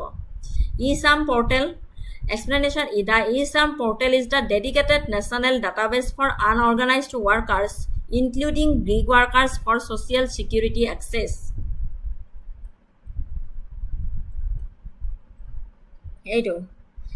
Assam registration. A crucial aspect of the scheme is the streamlined registration of gig and platform workers on the Assam portal. ইয়াতে গোটেইখিনি কথা লিখি দিছোঁ, আপোনালোকে পঢ়িলে বুজি পাব। The scheme aims to streamline the registration of gig workers through Assam portal. Next, আৰু এটা question আনিছিলোঁ, which legislation first defined a gig worker and a platform worker in India, laying the groundwork for their social security inclusion? The Employees Provident Funds and Miscellaneous Provisions Act 1952, the Code on Social Security 2020, the Unorganized Workers Social Security Act 2008, the Industrial Relations Code 2020. Which legislation first defined a gig worker and platform worker in India, laying the groundwork for their social security inclusion? The employees provident fund and miscellaneous provision act 1952 হয় নে ABCDৰ কোনটো হয়? Correct এনচাৰটো চাওঁ আহক আমি।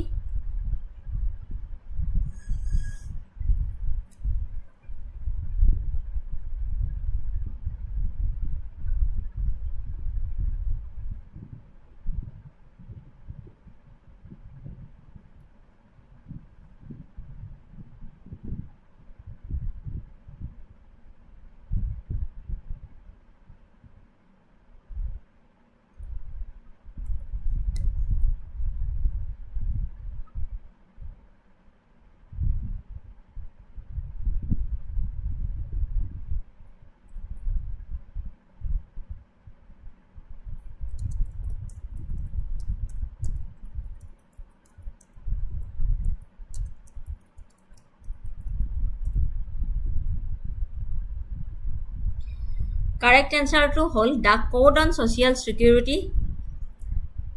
ইয়াতে শ্লাইডত অলপ প্ৰব্লেম হ'ল, এনচাৰটো দিয়া নহ'ল, তাৰ বাবে ক্ষমা খুজিছোঁ। মই কৈ দিছোঁ, which legislation first defined the gig workers and platform worker in India, laying the groundwork for their social security inclusion? The code on option B is the correct answer, the code on social security 2020. ঠিক আছে, এনচাৰটো মই কৈ দিছোঁ, the code on social security 2020 answer হয়। The Code on Social Security 2020 is the first legislation in India that formally defined the terms gig worker and platform worker, recognizing their distinct nature and laying the foundation for their inclusion in social security schemes. It was part of the broader labor law reforms in India, consolidating and simplifying multiple labor laws to extend coverage to more types of workers, especially in the informal and digital economy. ঠিক আছে, correct answer হৈছে the code on social security 2020।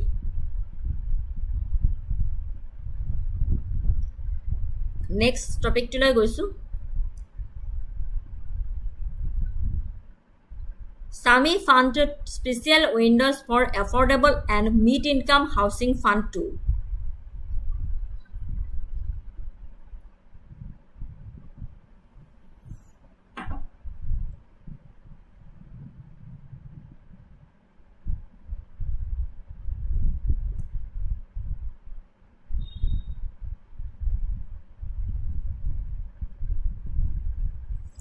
The SAMI Special Windows for Affordable and Mid-Income Housing Fund is a significant initiative by the Government of India aimed at addressing the issue of stalled and staged residential real estate projects across the country. SAMI Fund 2 is an extension and enhancement of the original fund announced in the Union Budget 2025. Purpose and objectives. The primary objectives of SAMI Fund 2 is to provide last-mile funding to financially viable but stalled residential projects in the affordable and mid-income housing categories. This aims to complete stalled projects, deliver homes to buyers, revive the real estate sector, prevent NPS, generate employees. Fund corpus and management. SAMI Fund 2 has envisaged corpus of rupees 15,000 crore. This is in addition to the success of the first SAMI Fund, which land raised 15,530 crore.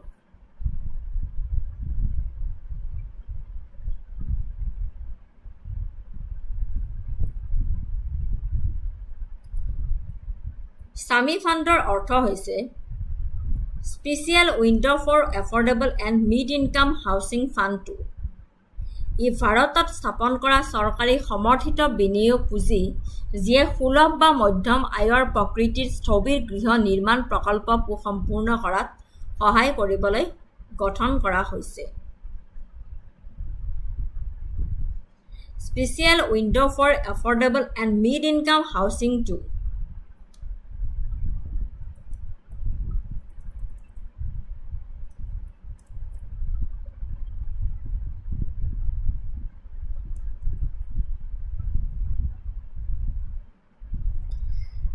SAMI Fund 2 stands for Special Window for Affordable and Mid-Income Housing Fund 2.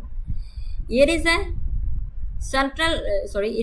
central government-backed investment fund set up in India that has been formed to help complete stagnant housing projects of an affordable or middle income nature.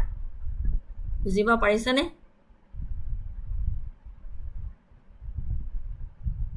Why it was created? Many real estate projects in India were delayed and halted due to financial problems, leaving home buyers stuck without a home.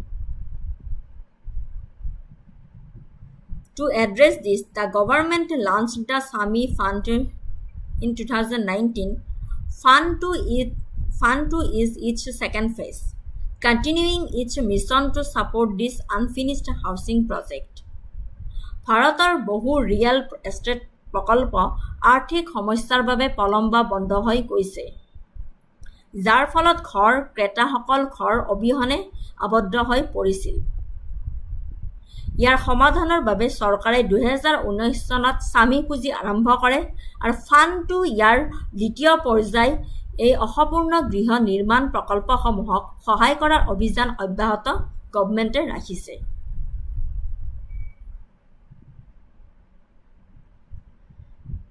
ভাৰতত স্থাপন কৰা চৰকাৰী সমৰ্থিত বিনিয়োগ পুঁজি, যিয়ে সুলভ বা মধ্যম আয়ৰ প্ৰকৃতিৰ ছবিৰ গৃহ নিৰ্মাণ প্ৰকল্প সম্পূৰ্ণ কৰাত সহায় কৰিবলৈ গঠন কৰা হৈছে। বুজি পাইছেনে? SAMI 2 Fund stands for Special Window for Affordable and Mid-Income Housing Fund 2. It is a government-backed investment fund set up in India that has been formed to help complete stagnant housing projects of an affordable or middle income nature. ঠিক আছে, এটো কিহৰ কাৰণে সৃষ্টি হৈছিল? ভাৰতত বহু real estate প্ৰকল্প আৰ্থিক সমস্যাৰ বাবে বন্ধ হৈ গৈছিল আৰু যাৰ ফলত ঘৰ ক্ৰেতাসকল ঘৰৰ অবিহনে আবদ্ধ হৈ পৰিছিল। সো এইটোৰ সমাধানৰ কাৰণে চৰকাৰে 2019 চনত SAMI পুঁজি আৰম্ভ কৰে আৰু তাৰে ফাণ্ড 2 ইয়াৰ দ্বিতীয় পৰ্যায় এই অসম্পূৰ্ণ গৃহ নিৰ্মাণ প্ৰকল্পসমূহক সহায় কৰাৰ অভিযান অব্যাহত চৰকাৰে ৰাখিছে।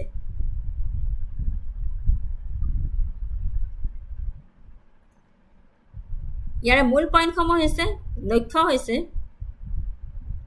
ধনৰ অভাৱত আবদ্ধ হৈ থকা সুলভ মূল্যৰ আৰু মধ্যম আয়ৰ গৃহ নিৰ্মাণ প্ৰকল্প, সহায়ৰ প্ৰকাৰ শেষ মাইলৰ পুঁজি, প্ৰকল্পটো সম্পূৰ্ণ কৰিবলৈ মাত্ৰ যথেষ্ট ধন দিয়া। পৰিচালক হৈছে SBI CAP ventures limited, SBI state bank of ইণ্ডিয়াৰ এটা সহযোগী কোম্পানী। কোনে লাভৱান হয়? ঘৰ ক্ৰেতা, তেওঁলোকে ঘৰ লাভ কৰক। ডেভেলপাৰ হয় প্ৰকল্প সম্পূৰ্ণ কৰিবলৈ ধন লাভ কৰক আৰু অৰ্থনীতি নিৰ্মাণ আৰু চাকৰি বৃদ্ধি কৰে। এটা যদি সহজ ভাষাত ক'বলৈ যাওঁ, আধা বেক কৰা কেকৰ দৰে হাউচিং প্ৰজেক্টৰ কথাটো ভাবকচোন এবাৰ। আধা বেক কৰা কেকৰ দৰে হাউচিং প্ৰজেক্টৰ কথা এবাৰ ভাবকচোন। উপাদানবোৰ আছে, আধা সিজোৱা হৈছে, কিন্তু বেক কৰি থকা বস্তুৰ বিদ্যুৎ শেষ হৈ গ'ল। SAMI ফাণ্ডে জেনেৰেটৰ দৰে কাম কৰে। এই কেকটো বেকিং কৰি থাকোঁতে শেষ কৰি অপেক্ষা কৰি থকা অতিথিসকলক পৰিৱেশন কৰিবলৈ মাত্ৰ যথেষ্ট শক্তি দিয়ে। মই জাষ্ট এটা উপমা দিছোঁ, আপোনালোকে জাষ্ট ভাবিবলৈ দিছোঁ যে আধা বেক কৰা কেকৰ দৰে হাউচিং প্ৰজেক্টৰ কথা ভাবকচোন, যে উপাদানবোৰ আছে, আধা সিজোৱা হৈছে, কিন্তু সেইখিনি সময়তে বিদ্যুৎ শেষ হৈ গ'ল। তেতিয়া কি কৰিব? তেতিয়া সেই SAMI ফাণ্ডে এই যিটো আঁচনি, সেই ফাণ্ডটোৱে জেনেৰেটৰৰ দৰে কাম কৰিব। বিদ্যুৎ যেতিয়া গুচি যাব, তেতিয়া আমাৰ জেনেৰেটৰ চলাই ন, জেনেৰেটৰ ইনভাৰ্টাৰ চলায়। আৰু এই ঠিক তেনেদৰে SAMI ফাণ্ডে জেনেৰেটৰ দৰে কাম কৰিব। ই কেকটো বেকিং কৰি শেষ কৰি অপেক্ষা কৰি থকা অতিথিসকলক পৰিৱেশন কৰিবলৈ মাত্ৰ যথেষ্ট শক্তি দিব। আৰু শেষত SAMI ফাণ্ডটো হৈছে ৰিয়েল এষ্টেট খণ্ডত মানসিক চাপ হ্ৰাস কৰাৰ লগতে অৱশেষত মানুহক ঘৰ পোৱাত সহায় কৰাৰ বাবে চৰকাৰৰ এক গুৰুত্বপূৰ্ণ পদক্ষেপ বুলি আমি ক'ব পাৰোঁ। ঘৰ ক্ৰয় কৰা ডেভেলপাৰ আৰু বহল অৰ্থনীতিৰ বাবে ই এক উইন। বুজি পাইছেনে? ৰিয়েল এষ্টেট খণ্ডত মানসিক চাপ হ্ৰাস কৰাৰ লগতে অৱশেষত মানুহক ঘৰ পোৱাত সহায় কৰাৰ বাবে চৰকাৰৰ এক গুৰুত্বপূৰ্ণ পদক্ষেপ বুলি ক'ব পাৰোঁ। ঘৰ ক্ৰয় কৰা ডেভেলপাৰ আৰু বহল অৰ্থনীতিৰ বাবে ই এক উইন।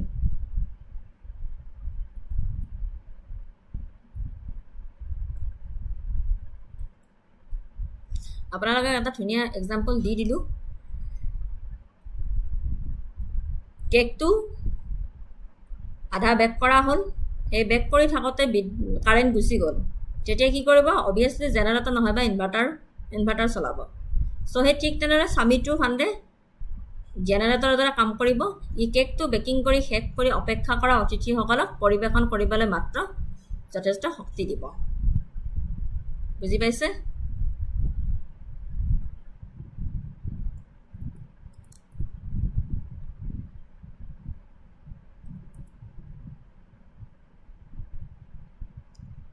এই স্বামীটো ফাণ্ডৰ গ'ল হৈছে affordable and moderate income housing project that are stuck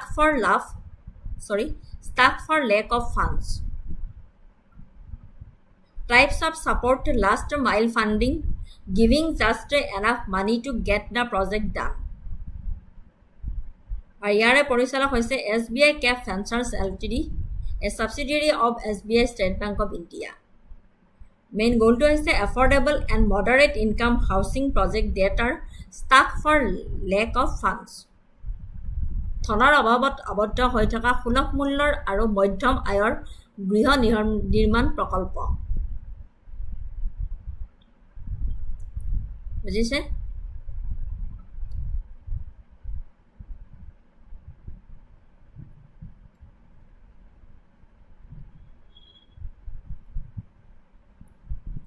Purpose, objectives of the issue, fund corpus management, eligibility criteria for these projects, how it operates. এতিয়া আহিলে এটা কুৱেশ্যনলৈ, which of the following is the primary objectives of the SAMI Fund 2? To provide last mile funding for stalled, affordable and mid-income housing projects. To fund new real estate developments from their initial stages. To provide luxury housing to high-income individuals. To invest into commercial real estate projects for profit. Which of the following is the primary objectives of the SAMI Fund 2? Correct? এইটোৰে answer আনা নহ'ল নেকি? স্লাইডটো বনাওঁতে অকণমান গড়বড় কৰিছে। ঠিক আছে, মই কৈ দি আছোঁ।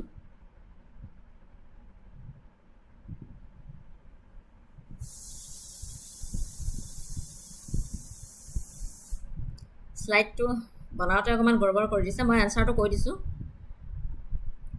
To provide last mile funding for stalled, affordable and mid-income housing projects. Explanation di disu. The core purpose of SAMI Fund 2 is to offer financial assistance to complete viable residential projects that are stuck due to lack of funds, particularly in the affordable and mid-income segments. To provide, answer to hoise, which of the following is the primary objectives of the SAMI Fund 2? Correct answer to is option A. Option A is the correct answer.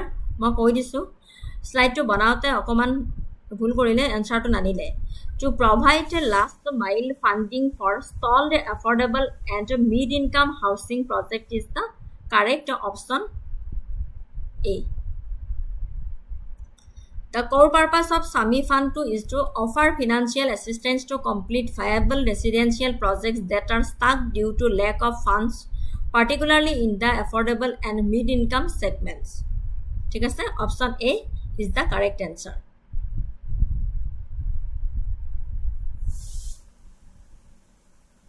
Next topic to anisu PM Research Fellowship Enhanced. PM Research Fellowship Enhanced.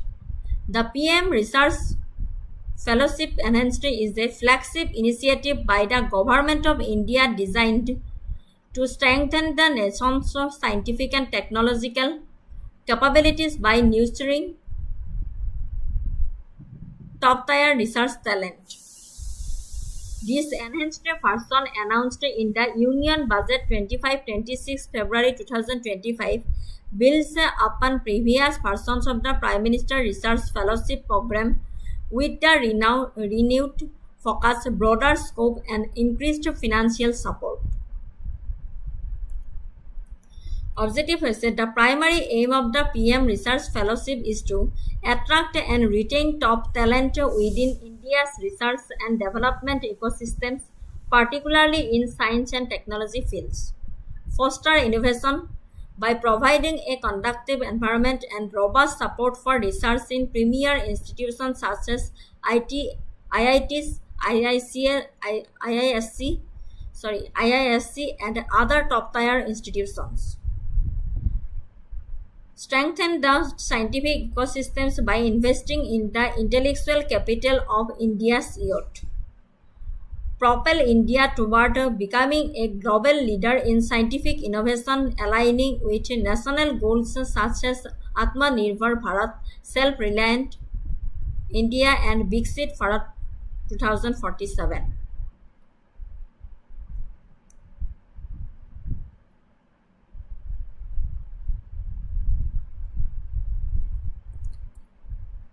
Features is the number of fellowships.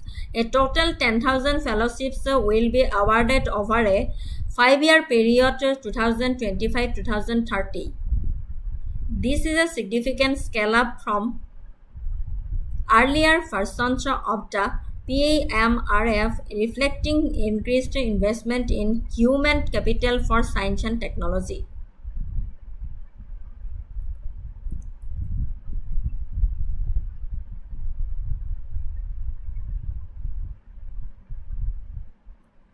PM Research Fellowship হৈছে ভাৰত চৰকাৰৰ এক flagship পদক্ষেপ যিটো শীৰ্ষ পৰ্যায়ৰ গৱেষণা প্ৰতিভাক লালন পালন কৰি দেশৰ বৈজ্ঞানিক আৰু প্ৰযুক্তিগত ক্ষমতাক শক্তিশালী কৰাৰ বাবে ৰচনা কৰা হৈছে। কেন্দ্ৰীয় বাজেট 2025-26 ফেব্ৰুৱাৰী 2025ত ঘোষণা কৰা এই বৰ্ধিত সংস্কৰণটো প্ৰধানমন্ত্ৰীৰ গৱেষণা ফেলোশ্বিপ কাৰ্যসূচীৰ পূৰ্বৰ সংস্কৰণসমূহৰ ওপৰত নিৰ্মাণ কৰা হৈছে, য'ত নৱীকৃত মনোযোগ, বহল পৰিসৰ আৰু বৃদ্ধি পোৱা আৰ্থিক সহায়ৰ ব্যৱস্থা কৰা হৈছে। বুজি পাইছে?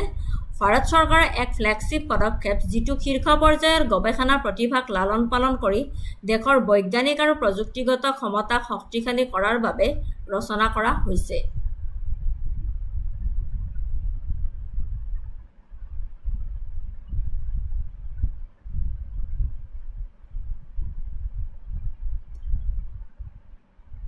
বৰ্ধিত সংস্কৰণটো প্ৰধানমন্ত্ৰীৰ গৱেষণা ফেলোশ্বিপ কাৰ্যসূচীৰ পূৰ্বৰ সংস্কৰণসমূহৰ ওপৰত নিৰ্মাণ কৰা হৈছে, য'ত নৱীকৃত মনোযোগ আৰু বহল পৰিসৰ আৰু বৃদ্ধি পোৱা আৰ্থিক সহায়ৰ ব্যৱস্থা কৰা হৈছে। অবজেক্টিভখিনি কৈয়ে দিলো। Features: enhanced financial support focused on premier institutions, rigorous selection process, emphasis on national impact.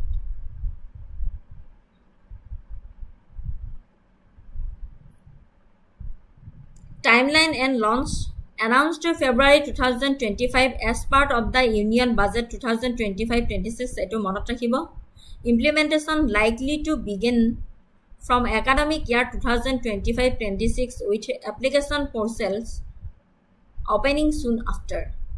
Significance dia ase addressing national research needs, promoting innovation and entrepreneurship, reducing brain drain, enhancing India's global standing.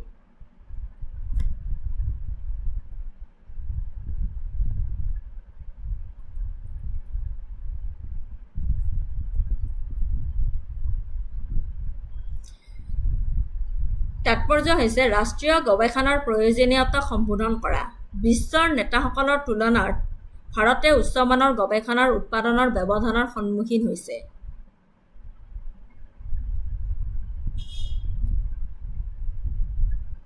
Boost PhD level research PhD পৰ্যায়ৰ গৱেষণা বৃদ্ধি কৰা। দেশৰ ভিতৰত দীৰ্ঘম্যাদী অনুসন্ধান আৰু বিকাশৰ কেৰিয়াৰক উৎসাহিত কৰা।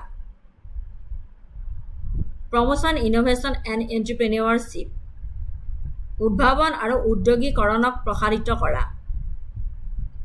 বৰ্ধিত পুঁজি আৰু প্ৰতিষ্ঠানক সমৰ্থনৰ সৈতে ফেলোসকলে নিম্নোক্ত কামত অৰিহণা যোগাব পাৰে।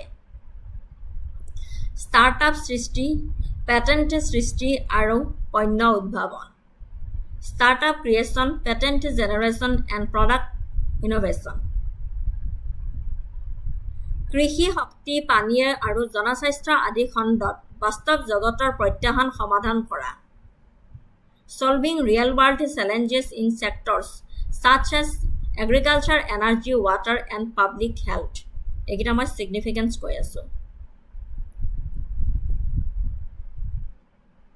Reducing brain drain. PMRF বৰ্ধিত হৈছে ভাৰতৰ প্ৰতিভাক ধৰি ৰখাৰ বাবে এক কৌশলগত পদক্ষেপ যি অন্যথা গৱেষণাৰ সুযোগৰ বাবে বিদেশলৈ যাব পাৰে। The PMRF Enhanced is a strategic initiative to retain Indian talent that might otherwise go abroad for research opportunities. Enhance India's global standing. ভাৰতৰ বিশ্বব্যাপী অৱস্থান বৃদ্ধি।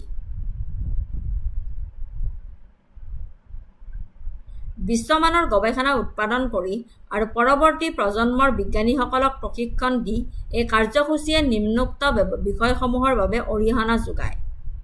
By producing world-class research and training next generation scientists, the program contributes to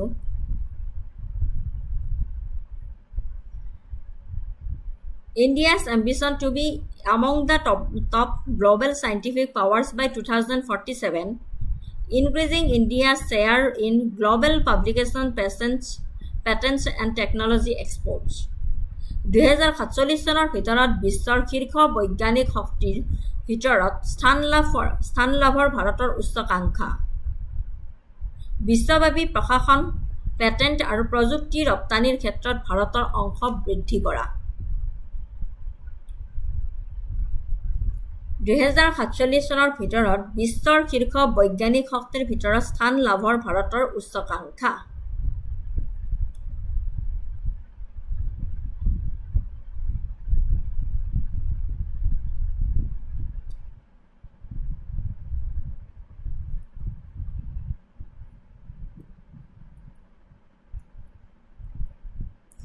এতিয়া ইয়াৰ পৰা এটা question আনিছিলোঁ, which of the following statements is true regarding PM Research Fellowship announced in the Union Budget 2025-26? It provides fellowships only to students studying abroad in advanced research fields. It offers 10,000 fellowships over 5 years to support high-quality research in premier Indian institutions. It is limited to undergraduate students in engineering disciplines only. The fellowship doesn't provide any financial support to the selected candidates. Which of the following statements is true regarding the PM Research Fellowship announced in the Union Budget 2025? A, B, C, D কোনটো শুদ্ধ উত্তৰ হয়? True regarding সুধিছে। So correct answer to চাও আহক। It offers the 10,000 fellowships over 5 years to support high-quality research in premier Indian institutions. Option B is the correct answer. It offers 10,000 fellowships over 5 years to support high-quality research in premier Indian institutions. Explanation did the PM Research Fellowship announced in the Union Budget 2025-26 is designed to strengthen India's research ecosystem by providing 10,000 fellowships over the next 5 years 2025-2030. These fellowships are meant to support high-quality research, especially in science and technology fields, and are awarded to students in premier Indian institutions such as IITs, IIC, IISc, and others. It includes enhanced financial support encouraging top talent to stay and innovate within India.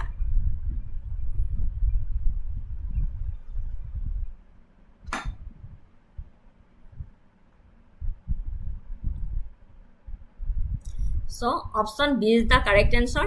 It offers 10,000 fellowships over 5 years to support high quality research in premier Indian institutions. Next topic to le jao. Thank you.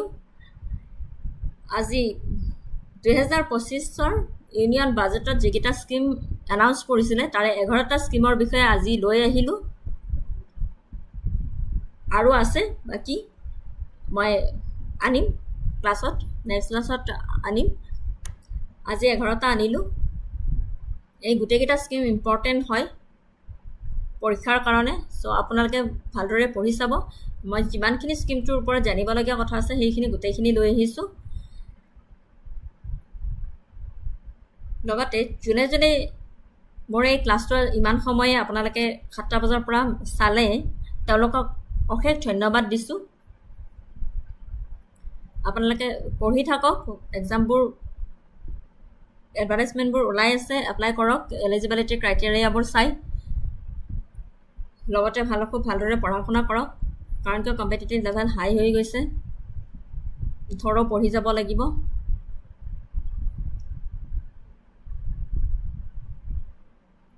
So পুনৰ নতুন class এটিত লগ পোৱাৰ আশাৰে আজিলৈ বিদায় মাগিছো শুভৰাত্ৰি thank U so মাচ কাৰোবাৰ কিবা যদি সুধিব লগা আছে সুধিব পাৰে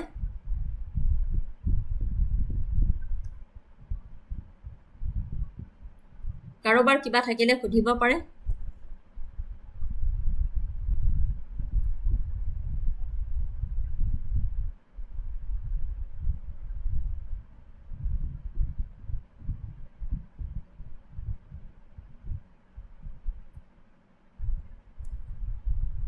যদি নাই থ্যাংক ইউ সো মাচ নতুন ক্লাছ এটিত পুনৰ লগ পাম আপোনালোকক তাৰে আশাৰে আজিলৈ বিদায় মাগিছো শুভৰাত্ৰি